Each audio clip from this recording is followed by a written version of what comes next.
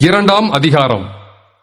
அக்கிரமங்களினாலும் பாவங்களினாலும் மரித்தவர்களாயிருந்த உங்களை உயிர்ப்பித்தார். அவைகளில் நீங்கள் முற்காலத்திலே இவ்வுலக வழக்கத்திற்கேற்றபடியாகவும் கீழ்ப்படியாமையின் பிள்ளைகளிடத்தில் இப்பொழுது கிரியை செய்கிற ஆகாயத்து அதிகார பிரபுவாகிய ஆவிக்கேற்றபடியாகவும் நடந்து கொண்டீர்கள். அவர்களுக்குள்ளே நாம் எல்லாரும் முற்காலத்திலே நமது மாம்ச இச்சையின்படியே நடந்து நமது மாம்சமும் மனசும் விரும்பினவைகளை செய்து சுபாவத்தினாலே மற்றவர்களைப் போல கோபாக்கினையின் பிள்ளைகளாயிருந்தோம்.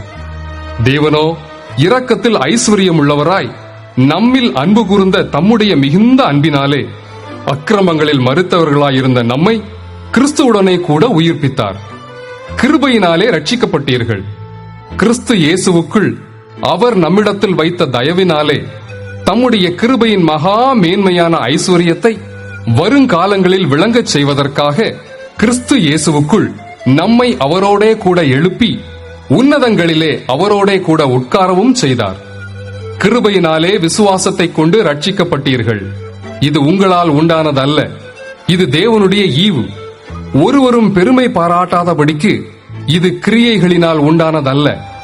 ஏனெனில் நற்கிரியைகளை செய்கிறதற்கு நாம் கிறிஸ்து இயேசுவுக்குள் சிருஷ்டிக்கப்பட்டு தேவனுடைய செய்கையாய் இருக்கிறோம். அவைகளில் நாம் நடக்கும்படி அவர் முன்னதாக அவைகளை ஆயத்தம் பண்ணி இருக்கிறார். ஆனபடியினால் முன்னே மாம்சத்தின்படி புறஜாதியாராயிருந்து மாம்சத்தில் கையினாலே செய்யப்படுகிற விருத்த சேதனம் உடையவர்களால் விருத்த சேதனம் இல்லாதவர்கள் எண்ணப்பட்ட நீங்கள் அக்காலத்திலே கிறிஸ்துவை சேராதவர்களும் இஸ்ரவேலுடைய காணி ஆட்சிக்கு புறம்பானவர்களும் வாக்குத்தத்தத்தின் உடன்படிக்கைகளுக்கு அந்நியரும் நம்பிக்கை இல்லாதவர்களும் இவ்வுலகத்தில் தேவனற்றவர்களுமாய் இருந்தீர்கள் என்று நினைத்துக் கொள்ளுங்கள். முன்னே தூரமாயிருந்த நீங்கள் இப்பொழுது கிறிஸ்து இயேசுவுக்குள் கிறிஸ்துவின் இரத்தத்தினாலே சமீபமானீர்கள்.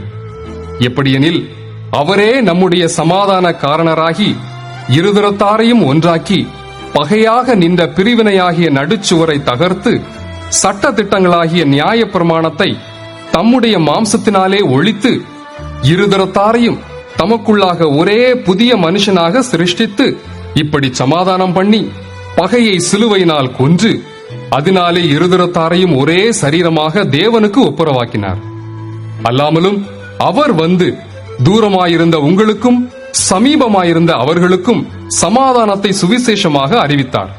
அந்தப்படியே நாம் இருதரத்தாரும் ஒரே ஆவியினாலே பிதாவினிடத்தில் சேரும் ஸ்லாக்கியத்தை அவர் மூலமாய் பெற்றிருக்கிறோம். ஆகையால் நீங்கள் இனி அந்நியரும் பரதேசிகளுமாயிராமல் பரிசுத்தவான்களோட ஒரே நகரத்தாரும் தேவனுடைய வீட்டாருமாயிருந்து அப்போஸ்தலர் தீர்க்கதரிசிகள் என்பவர்களுடைய அஸ்திவாரத்தின் மேல் கட்டப்பட்டவர்களுமாய் இருக்கிறீர்கள். அதற்கு இயேசு கிறிஸ்து தாமே மூலைக்கல்லாய் இருக்கிறார். அவர் மேல் மாளிகை முழுவதும் இசைவாய் இணைக்கப்பட்டு கர்த்தருக்குள் பரிசுத்த ஆலயமாக எழும்புகிறது. அவர் மேல் நீங்களும் ஆவியினாலே தேவனுடைய வாசஸ்தலமாக கூட்டி கட்டப்பட்டு வருகிறீர்கள்.